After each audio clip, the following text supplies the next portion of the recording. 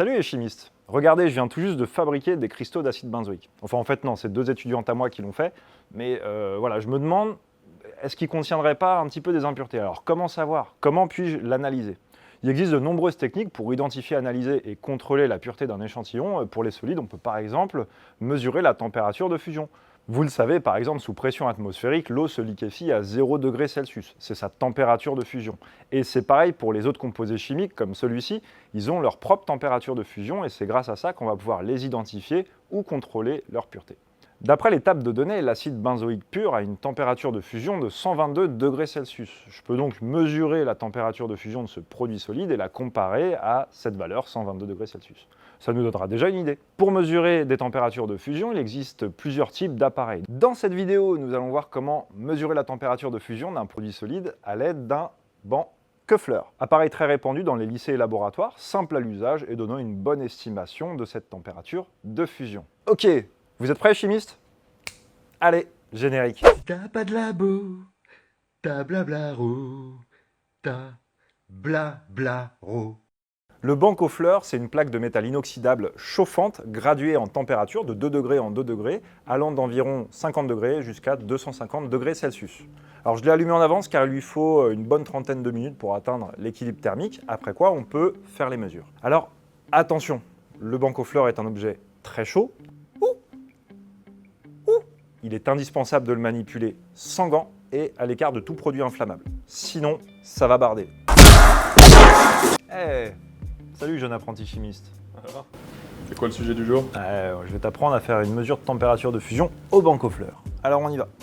On va faire ça en 2 étapes. Première étape, l'étalonnage. Donc je vais choisir un produit dont la température de fusion est très précisément connue. Et surtout est proche de la température de fusion de l'acide benzoïque. Donc en l'occurrence, nous ici, on va prendre celui qui est à 114,5 degrés Celsius. Il s'agit de l'acétanilide, qui est ici. Là, on va prendre une très petite quantité de produit. Il est important que le dépôt soit vraiment léger parce qu'on a juste besoin de détecter une fusion et pas d'en mettre plein le banc. Donc en fait, on a une spatule qui est prévue exprès pour ça. Et on va le déposer, du coup, nous on sait que c'est vers 114, donc la fusion va être par ici. Donc hop, on va le déposer assez proche de sa température de fusion.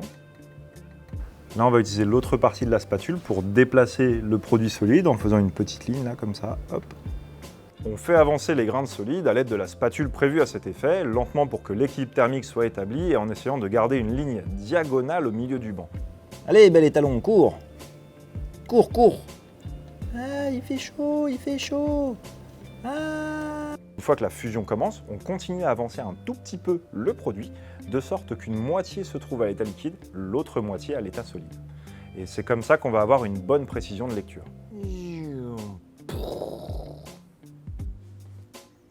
fois que ça c'est fait, je vais régler le petit curseur ici pour être à 114,5 degrés.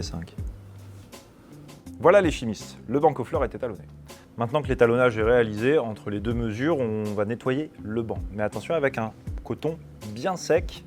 Et là, on va en fait pousser le produit étalon soit vers l'extérieur, soit vers les zones froides. Mais surtout pas vers les zones chaudes parce que si on pousse vers la zone chaude, on risque en fait de laisser des traces qui altéreraient la précision des futures mesures.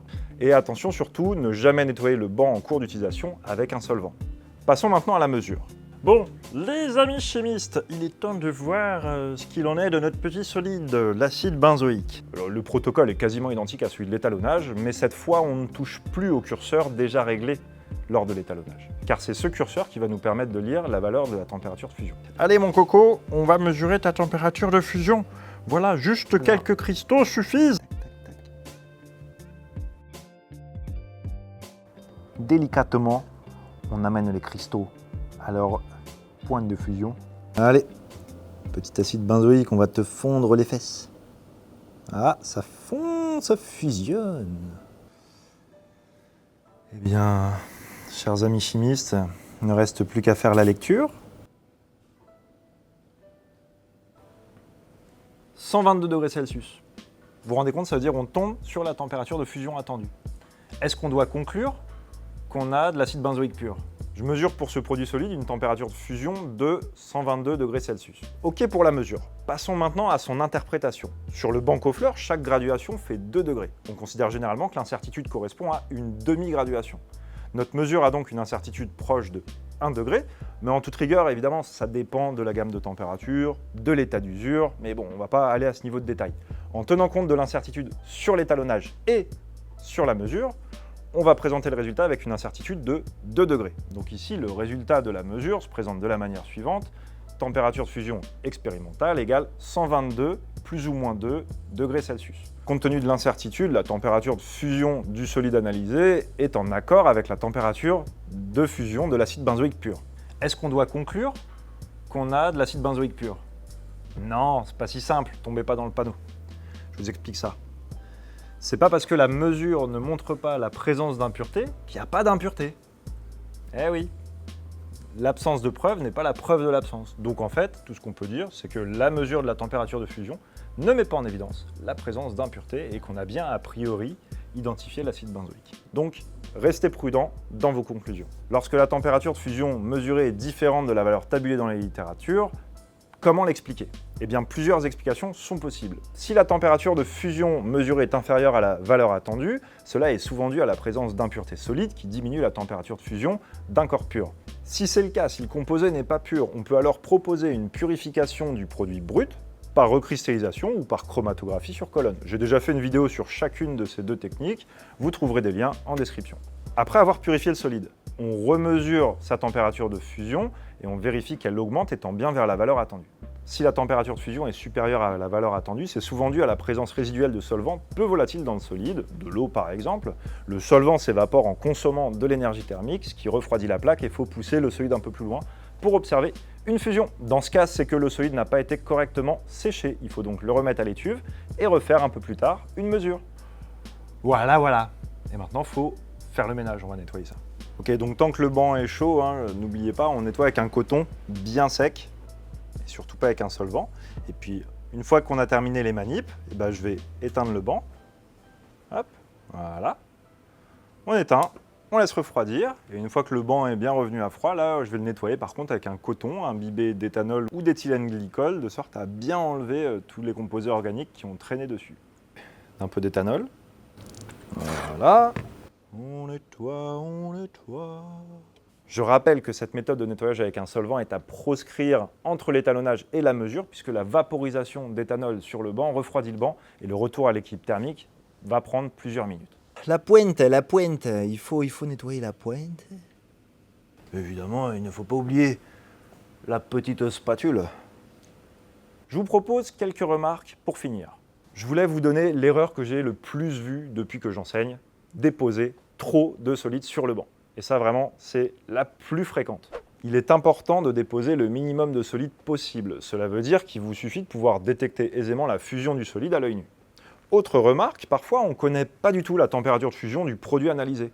Dans ce cas, on va commencer par repérer sur le banc Koeffler l'endroit où le solide fond, et une fois positionné le chariot et la pointe de l'index, on détermine la fusion de température définie par les deux valeurs extrêmes lues à l'aide du pointeur. Il existe aussi des cas particuliers. Le solide se sublime, il passe directement à l'état gazeux et on n'observe pas de fusion. C'est par exemple le cas de la caféine qui se sublime vers 90 degrés Celsius sous pression atmosphérique. Ou encore le solide brunit en dégageant parfois de la fumée car le composé n'est pas stable à température élevée. Attention, dans ces deux cas, il ne faut surtout pas respirer les vapeurs émises car elles peuvent être toxiques. Et maintenant la question c'est comment faire pour des températures de fusion plus élevées? C'est vrai que le banc Koeffler permet de mesurer les températures de fusion allant jusqu'à 260 degrés Celsius. Si on souhaite mesurer des températures de fusion supérieures, on peut utiliser un autre appareil qui s'appelle un appareil à tube capillaire et qui permet d'atteindre des températures d'environ 400 degrés Celsius. Vous savez maintenant comment utiliser le banc Koeffler pour mesurer la température de fusion d'un produit solide et avoir une première information sur sa pureté. Mais n'oubliez pas que cette mesure seule ne suffit jamais à conclure qu'un produit est pur.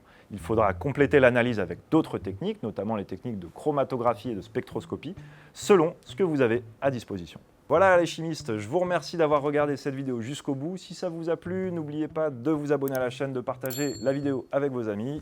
Dites-moi au passage quelle formation vous suivez, ça m'intéresse vraiment de savoir qui vous êtes. Cette vidéo réalisée en partenariat avec Mediachimie a été coécrite avec ma collègue Françoise Brénon, que je tiens très vivement à remercier. Et pour plus de contenu en chimie, rendez-vous sur mon site internet blablaro-chimie.fr et sur le site de Mediachimie. Quant à moi, je vous dis à bientôt au labo!